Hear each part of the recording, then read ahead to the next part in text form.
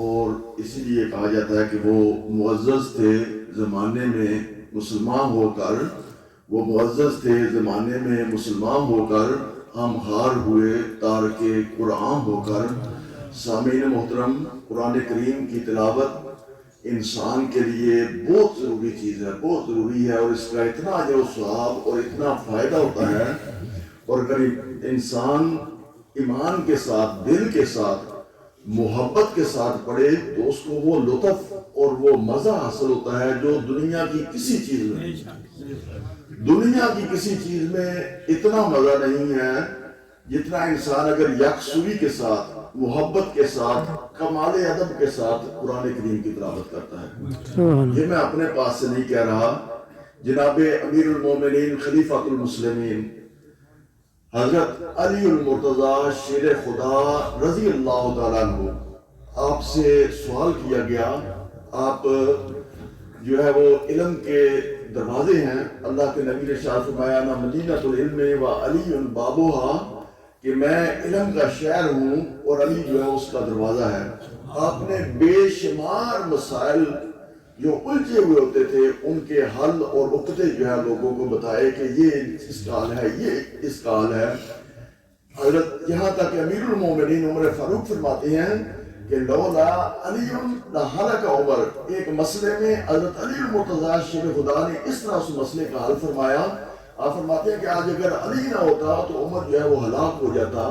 تو حضرت علی سے پوچھا گیا کہ اس دنیا کے اوپر، اس جہان میں کیا کوئی جنتی میوہ ہے؟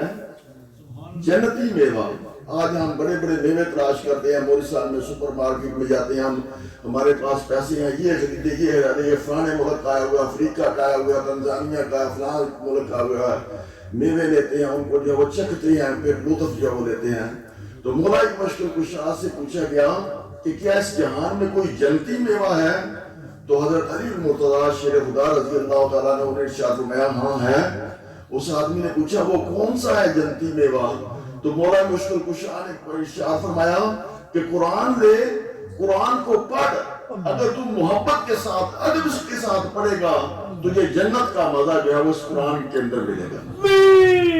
یہ قرآن جو ہے، نعرہ تکبیر، اللہ اکبر، یا رسول اللہ، قرآن مصطفیٰ زندہ آباد۔ یہ قرآن جو ہے یہ اللہ کے پیارے رسول کے صحابی نے جو خلیفہ چار کا انہوں نے فرمایا کہ یہ جنتی میوہ ہے۔ تو اس کو جب پڑھو تو یہ ذہن میں رکھا کرو کہ محبت کے ساتھ کہ ہم جنتی میوہ جو ہے وہ کھا رہے ہیں، اس کو جو ہے وہ چوس رہے ہیں۔ تو سامعین محترم، یہ قرآن اتنی عظیم کتاب ہے، اتنی عظیم کتاب ہے۔ ایک مرتبہ حضرت امام اعظم ابو حنیفہ رضی اللہ تعالیٰ عنہ کے دور میں ایک شخص نے منت مان دی۔ آج کل ہم بھی بڑی منتیں مانتے ہیں، اور بعض دفعہ بڑی بڑی منتیں جو مان دیتے ہیں، پھر جب کام پورا ہو جاتا ہے تو ان منتوں کو پورا کرنے سے جو عاجز آ جاتے ہیں۔ ہمیں چاہیے کہ سوچ سمجھ کر جب بھی کوئی منت مانے تو پہلے سوچ سمجھ لیا کرے کہ کیا میں اس کو پورا کر سکوں گا، کیونکہ قرآن کریم میں اللہ رب العزت کا حکم ہے کہ ایمان والو اگر کوئی منت مانو تو اس کو پھر ضرور جو ہے پورا کیا کرو، اس کو ضرور پورا کیا کرو۔ یہ مومنین کی نشانی ہے، ایمان والوں کی نشانی ہے کہ جو وہ منت مانتے ہیں اس کو جو ہے وہ ضرور جو ہے پورا کرتے ہیں۔ تو بعض دفعہ ہمیں کوئی حاجت ہوتی ہے تو ہم بڑی بڑی منتیں جو مان لیتے ہیں، لیکن جب کام مسئلہ آگے تو 100 نفل مان لے، 200 قرآن مان لے، میں یہ کروں گا، لیکن جب کام پورا ہو جاتا ہے تو پھر ہماری ٹھوس ہو جاتی ہے، ہم 2 نفل 4 نفل بھی نہیں پڑھ سکتے۔ تو اس لیے چاہیے کہ جب بھی کوئی منت مانے تو اس کو جائز منت، ایسی منت ہو کہ جس کو وہ آسان طریقے سے خوش سلوکی کے ساتھ جو پورا کیا جا سکے، کیونکہ اللہ کی بارگاہ میں وہ عمل پسندیدہ ہوتا ہے جو خلوص کے ساتھ، محبت کے ساتھ، کمال ادائیگی کے ساتھ اس کو ادا کیا جائے۔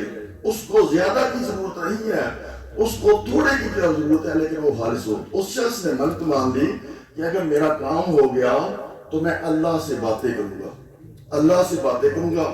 اب خدا کا کرنا ایسا ہوا کہ اس آدمی کا جو وہ کام ہو گیا، اب اس نے وہ منت پوری کرنی تھی، تو اللہ سے باتیں کرنا تو بڑا مشکل تھا۔ جانے لگا، مارا پھرنے لگا، دوڑنے لگا علماء کے پاس، قاضیوں کے پاس، مفتیوں کے پاس کہ جی میں نے یہ منت مانی تھی، میرا کام ہو گیا، اب میں اللہ سے باتیں کیسے کر سکتا ہوں؟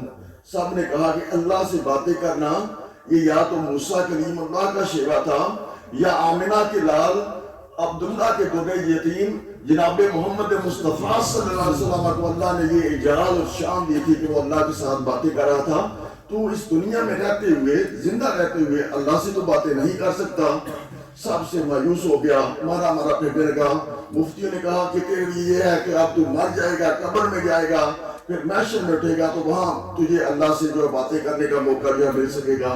وہ آدمی مایوس ہو گیا, مارا پھرنے لگا. کسی نے مشورہ دیا کہ جا سراج الامہ امام اعظم ابو حنیفہ رحمۃ اللہ علیہ کی بارگاہ میں, وہ مسائل کے بادشاہ ہیں, بڑے مسائل کو جو حل کر دیتے ہیں, ان سے جا کے یہ مسئلہ جو پوچھ.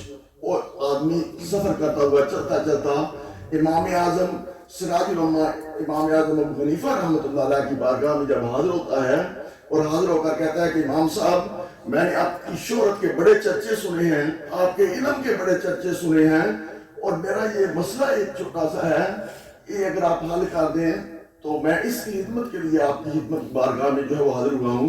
امام اعظم نے کہا انکساری کرتے ہوئے کہ میں کوئی علم کا شہنشاہ اور بادشاہ نہیں ہے, تو مسئلہ بیان کر, اگر اللہ نے توفیق دی تو میں اس کی توفیق سے اس کا حل تلاش کرنے کی کوشش کروں گا. اس نے عرض کی کہ اے امام صاحب میں نے یہ منت مانی تھی کہ اگر میرا فلاں کام ہو گیا تو میں اللہ سے باتیں کروں گا, تو میں اس اللہ سے باتیں کرنا چاہتا ہوں, یہ میرا مسئلہ حل کر دیں. امام اعظم نے فرمایا یہ تو کوئی بڑا مشکل کام نہیں ہے, تو ایسا کر جا وضو کر کے آ.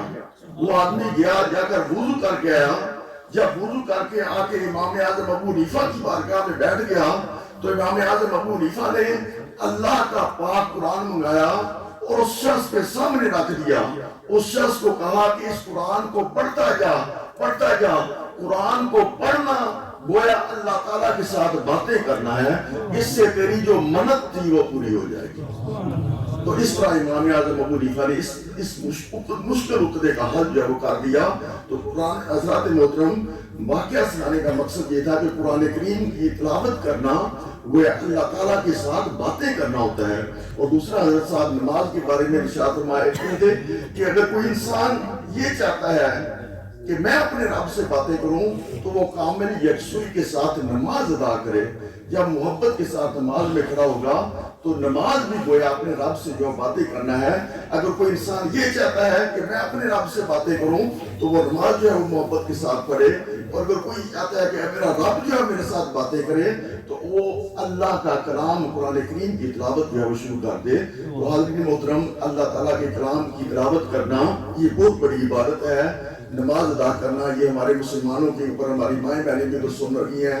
سب آج کے اس ختم پاک سے حضرت صاحب کے بیان اور میری معروضات کی روشنی میں ان چیزوں کو پلے باندھ کر لے کر جائیں کہ ہم اللہ کے کلام کی تلاوت بھی کیا کریں گے جب بھی ہمیں موقع ملے کرے گا. کوشش کیا کریں گے صبح کے وقت بڑا محبت اور انسان کا ذہن جو ہے وہ صاف ہوتا ہے, رات کی نیند پوری کر کے ذہن میں فتور باتیں دنیاوی خیالات بہت کم ہوتے ہیں. صبح کے وقت اللہ تعالیٰ کے کلام کی تلاوت کیا کریں اور نماز کی جو ہے وہ پابندی کیا کریں. اللہ تعالیٰ ہمیں ان عبادات کے اوپر عمل کرنے کی توفیق عطا فرمائے.